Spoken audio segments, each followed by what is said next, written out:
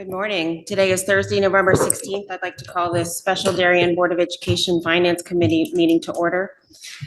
The first order of business is the election of a committee chairperson.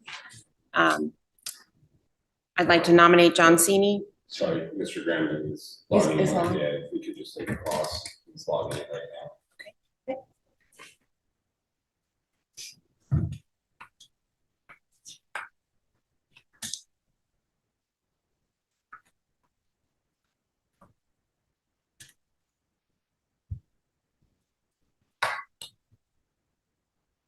Starbucks holidays have started. Probably weeks ago, a month ago, probably. Mr. Graham isn't. Wonderful. Thank you. Thank you, Michelle, for managing it. Of course. I see his, I don't see his video, but I see his name there. Greg, can you hear us? Yeah, I can hear you. I turned the video on. I don't know if you can see me or not. Well, it's 5:30 out there, so we understand. All right. I nominated John Cini. Do I have a second? Robin Nelson. All those in favor? That is Cini, Robin. Greg, are you in favor? Yes. Yes. And Katie, excuse me, Katie, I didn't see you. That is unanimous. With that, I will transfer this meeting over to Mr. Cini. Thank you, everybody. Greg, welcome to the committee. I think Robin, welcome to the committee. Katie, I can't remember. Welcome back. Welcome back. And that, no, I don't mean any, I can't keep track of all the committee members all the time, amongst all the committees. So I appreciate that. So I guess we are ready to turn over to Mr. Rudel to run through the October numbers. So this is the financial report through October. We are forecasting a deficit of $614,747. This is an improvement from the previous month and more in line with the August report. Of this deficit, $675,941 is attributed to special education. In total, there was changes to the positive of $186,259. Some of the changes include there are some clubs at the high school that are not running, including the Tea Club, History Club, Cancer Awareness. So there's a savings of just over $6,000. There are salary savings from a delayed start from a middle school math teacher, $17,000. The geography B at the middle school is also not running, and that is a savings of just under $9,000. The enrichment club is not currently running at Hindley, and that is a savings of just under $3,000. We do have another custodian on the new salary schedule, and that is a savings of $11,407. We've had some turnover in building subs at Royal and Homes, and so that is a savings of $7,150. There's also some step and level savings for some clubs and councils at Homes, Royal, and Middlesex, for a total savings of $11,158. Turnover did worsen by about $1,300 for a middle school special education teacher that was hired recently. We did have some savings on the purchases of desktops for $12,600. As was approved the other day at the board meeting, the .4 special education teacher is a deficit of $23,019, and then the offset is an extended day savings of $23,019. Consultant services for special education is a positive $89,284, and that is some turnover in the RBT staffing and delayed start for those individuals as well. Out of district tuition IEP placements improved by $45,871, and that's really just due to a difference in change of placement locations. Excess cost reimbursement threshold was issued by the state, and it is slightly higher than anticipated. So that is a anticipated loss in revenue of just under $22,000. We did get a credit for our liability, auto, property, and workers' compensation from KERMA, and so that is a savings of just over $14,000. And then we had 3 students reclassified as special education in ELP.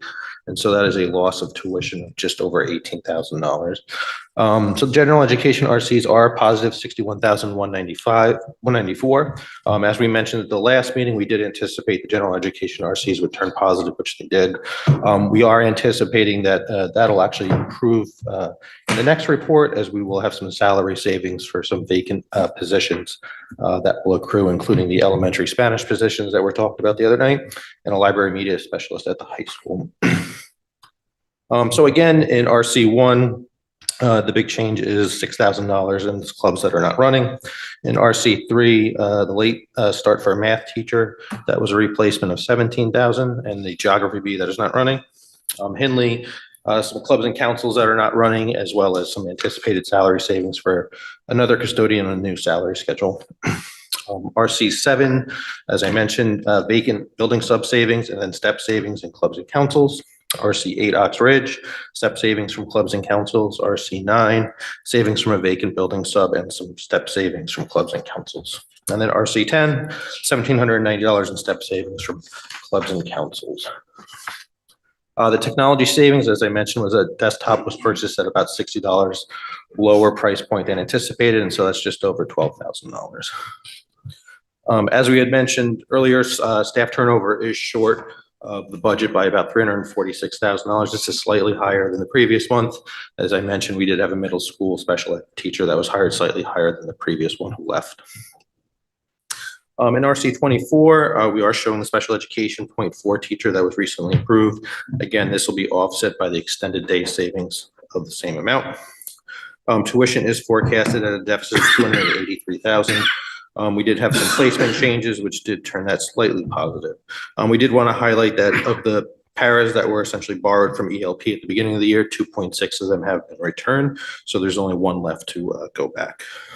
We did modify the excess cost adjustment based on the new threshold that was set by the state.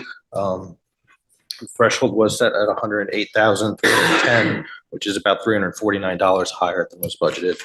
So relatively close to what was budgeted, but $349 across everybody that submitted is approximately $22,000.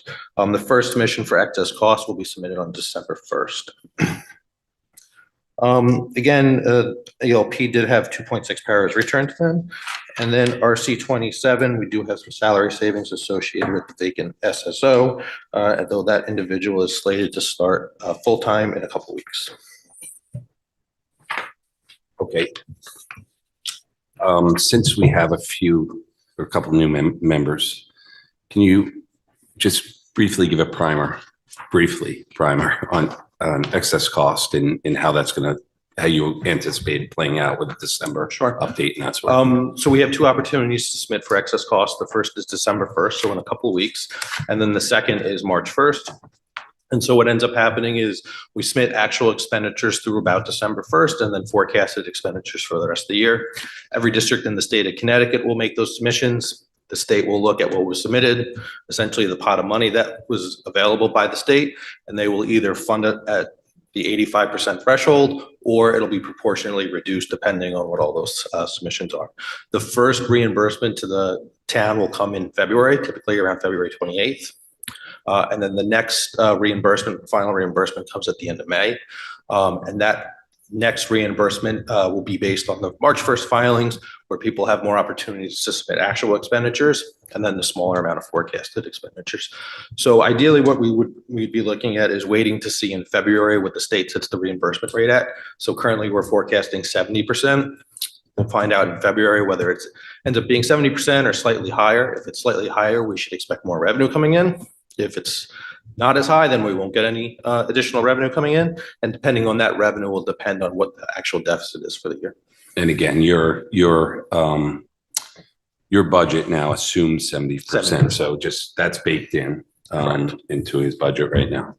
Is the Rob. change, the 70% to potentially get higher than that? Robin, you have to speak into the mic as we get corrected. Do I have to press this? No. Is this on? Yeah. Okay. Pull it closer. The question I have is, is the reimbursement rate, say if it goes from 70 to maybe 75% reimbursement, is that based on, for instance, the level of the expenses that we submit in either December or March? Is it based on our actual cost experience? So it's not necessarily our cost experience, it's every cost experience within the state of Connecticut. So everybody in the state of Connecticut, all 169 districts get to submit their expenses. The state will look at what that looks like, and right now the tiering reimbursement's 85, 88, and 91, depending on town wealth. If they have enough money at the state available within their budget, they'll fully fund it at the 85, 88, and 91. If the expenses for all the communities are higher than anticipated, then they proportionally reduce the reimbursement by tier. So Rich, you've done a wonderful memo on this. Could you redistribute it to the newly constituted committee members? It's a neat worksheet, and as you'll see, and it's like 3-dimensional variables which go into this. So it's very difficult to budget for, and that's why I think you're going with a pretty conservative reimbursement rate, and then hopefully we don't fall below that, and hopefully we actually fall above. So I mean, the real items to look at are what are the thresholds set at? So I had mentioned the threshold ended up being about $349 higher than anticipated. And that's really based on what our per pupil expenditure is set at by the state, what the reimbursement percentage is going to be, and then ultimately what everybody in the state submits. Thank you. Just one question on timing. You said that Greg, 1 sec. Okay. Oh, yeah, go ahead. you had said that February 28th was the first payment. Do you typically find out ahead of that though? Like earlier in February, you'll know what Typically not early. In fact, it's usually like a week or so before the money Okay, actually so gets okay, released. thanks. Yeah. And Greg, did you have a question? I was just going to ask, this is a beginner question, I'm sure, but how do we finance the deficit? Like, do we have a revolver or a cash set aside, or how does that work? Perfect question, because I was going to talk to Rich about, when we discuss, worrying about the deficit. Sure. But tell him if you could walk through what Yep. we're doing right now to fund this right now. So we have an appropriation of $114.5 million. Obviously, we don't spend all $114.5 million right away. It obviously is earmarked for a variety of items within the budget. So right now, these accounts that are in a deficit, the tuition and consultant services and turnover, they stay within a deficit, and we'll track it against, cash expenditures. Typically, we don't become like, if you were to operate a deficit through at the end of the year, you don't have a deficit really until June, a cash deficit. The biggest expenditure the district has is typically out in June when teachers who elect what's called the balloon check, they can have 22 or 26 pays. Those who elect 26 pays essentially get those 4 extra pays in June. And so when we're looking at how to address the deficit that we currently have, if we were to get additional excess cost reimbursement because the reimbursement rate, let's say, is set at 75 instead of 70, we would then bring a transfer to the board to take that additional excess cost money and apply it to these categories. If we don't get any additional excess cost money, we'll pretty much know by February, then that's the opportunity to go forward and ask for an appropriation. Yeah, and just so you know, Greg, or just to, rehash it, the special appropriation would first go to the Board of Finance and potentially the RTM as well. So that's why we keep them in the loop on a monthly basis. I forward the memos to both heads of the committees that watch us on the RTM, the Education and Finance, and then Mr. Palin of the Board of Finance, the chair. So everybody's aware where we're at. The last time we ran a deficit was COVID. That was what, 21? Fiscal year 21? Yes, fiscal year 21. Yeah, and I mean, that was wild in terms of the swings, given the deficit we ran and then the special grants we got from the federal government mostly. So we've been here before, and we fully anticipate by basically end of February that we'll have an action plan. I think by end of February, we'll know what excess cost is, and then depending on if we have to ask for an appropriation, the board would make that decision in March, and then it would go to the Board of Finance and RTM subsequently. Good, Greg? Yep, all good. Thank you. You're welcome. Any other questions? Go ahead, Rob. I have some questions just on, I mean, it seems to me that we're benefiting right now basically due to the delayed staff starts and the fact that a lot of clubs are not running. And the question I have more about the clubs is, why is that happening at the elementary schools? Why are we not running the geography B? I'm just curious what's happening now. So the geography B, as an example, didn't run as well last year, and it's largely due to student interest. So they might end up choosing something else to run. but it has not run at least this year and last year. At the elementary level, it's a combination of either things not running, which again is student interest, or step and level savings. So similar to this teacher salary schedule where we have 15 steps, clubs have 5, so not as many. We typically budget on whatever the last advisor was making. So if the advisor last year was a step 5 and then a new advisor comes in at step 1, you get a small amount of savings.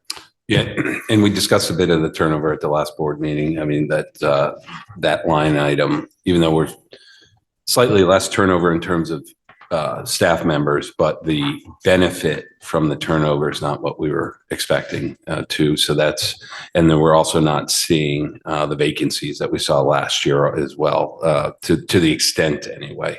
So that was something we discussed over the summer with the finance committee, the RTM, because we ran a nice surplus last year, and a lot of that was driven by actually the vacancies. Now that we're kind of in a more normalized environment, we're not seeing the extent of the vacancies that we saw in previous years. So, that's again the messaging that we went into this year's budget with a much, much tighter budget than we've seen in numerous years.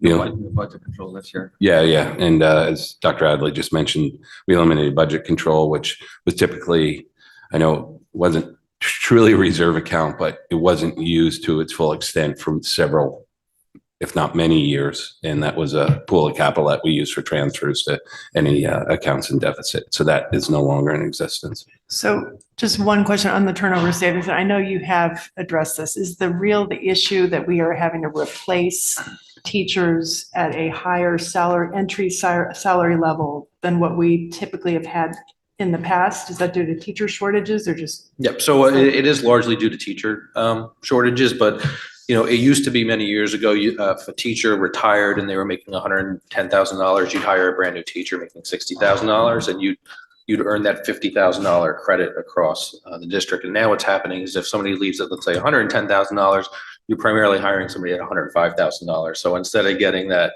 $60,000 credit, you're really getting the $5,000 credit. And it's just a lack of teachers available. I mentioned at the board meeting, it used to be that you'd get a pool of new teachers. Now we're really just trading teachers with other districts in nearby areas.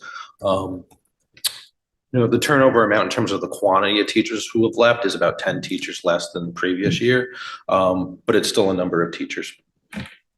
You don't always get the opportunity now to select a less expensive teacher because they're just as well qualified, or otherwise it's just not. Yeah, and one thing in the budget, and I think this is a good discussion because it's as we talk about next year's budget, in the current contract that we signed, it's the first year of the current teacher contract. We really focused on bringing the lower end or the less experienced steps up to be more competitive with other districts. So, I'm hopeful anyway, we're hopeful that as we go into years 2 and 3, that might attract potentially some lower step teachers as well. I mean, it was the first year, so maybe we get a little more traction on those moves as well. Rich, just a question about in RC 24 for special education, the 0.4 FTE that we talked about the last one. I'm just curious about how that amount became exact from, and I know that in the memo from the previous meeting, I think that Shirley had said that it was the lunch and prep that this would really be addressing. It sounded like there might still be the before and after. So can you just Sure. speak to how that number aligned? So based on the person's experience, they were slotted on a specific column and step. And so the dollar amount is based on what a 0.4 of that would be, and then prorated because they're not starting for the full school year. Obviously, they've missed September, October, and a portion of November. So that dollar amount represents a 0.4 of that person's salary for the remainder of the school year. If it ends up being that Shirley ends up needing, let's say, instead of a 0.4, like a 0.6, weeks because things change. It could fluctuate up, or if the person individually ends up not working as many hours as what the equivalent of a 0.4 would be, then we'd have to bring it down. Right, thank you, I appreciate it. I guess I still don't see how, I'm just surprised that that it's an exact wash, right? Like, so. Oh, between the offset? Yes. Yes, thank So you. right now, we don't know who's not missing their lunch and prep yet, right? Because Shirley has to schedule it between the Okay. 5 elementary schools. So right now, we're forecasting it at an exact wash. Okay, It might end up being that it won't be quite an exact wash, or it could end up being even bigger savings depending on who the okay, teacher so this is Yeah. an assumption that you're Correct, making, okay, yeah. thank Yeah, you. he's just taking capital to meet what the Okay. demand Correct, of the yeah. dollars is. So if we not- end up yeah. having a teacher at, let's say, master step 20, the savings could be actually a little bit bigger. If we have a teacher who's, let's say, on master step 5, it'll be a short. Yeah, I get all that. Just was gonna surprise me that it came out to exactly the No. same amounts, Yeah, but that that's makes his sense poll. when you, Yeah, that's okay, the thank the you. transfer out to make the Correct. transfer. in. That's Yeah. fine. I just, thank you. It's a good question, though. One other question. Yeah, go. Okay. So then I just, I wasn't aware that there was turnover within the new paraprofessionals that were hired of those 11 RBTs. So just where are we at with that? How did this, this second Sure. bullet in RC 24? Sure. come So it's a about? combination of two things. Some started a little later than anticipated. Okay, And then there were 2 RBTs who ended up essentially not working, either not working out or not being with the contracted company. And so Okay. then they had to be replaced. And so then you get that gap of time, almost similar to when an employee leaves here and maybe you have a month where you can't actually fill the position. And it's like the equivalent of salary savings, but for a contract. okay. And are those expected to then, like we're looking to fill those back to the Yeah, 11? I think there's one that she's waiting. And I Okay, think so they we're have just in- somebody. It's just a matter of. Okay, so we're just in a transition with that Yes. point. Yep. All right, thank you. And I'll use this opportunity to highlight Shirley's going through a lot of detail based on, Katie's suggestion that we really look at special ed and get a status update. So at our next board meeting, which is, what's the date, do we know? I believe it's the 28th. 28th of November, 27th, or that Tuesday. So looking forward to that.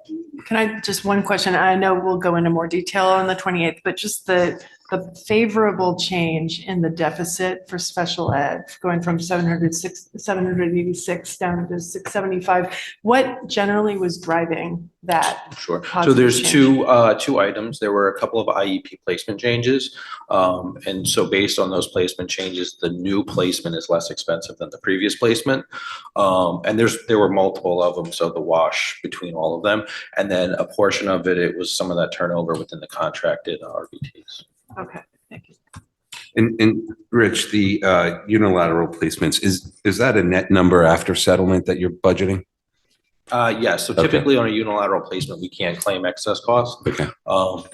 But it's a net number of all the changes. Okay, thank you. Greg, any other questions? No, I'm good. Okay, so we're going to move on to budget transfers. So we are recommending 2 transfers, and it's really just to address portions of a special education deficit. The first is for $63,856.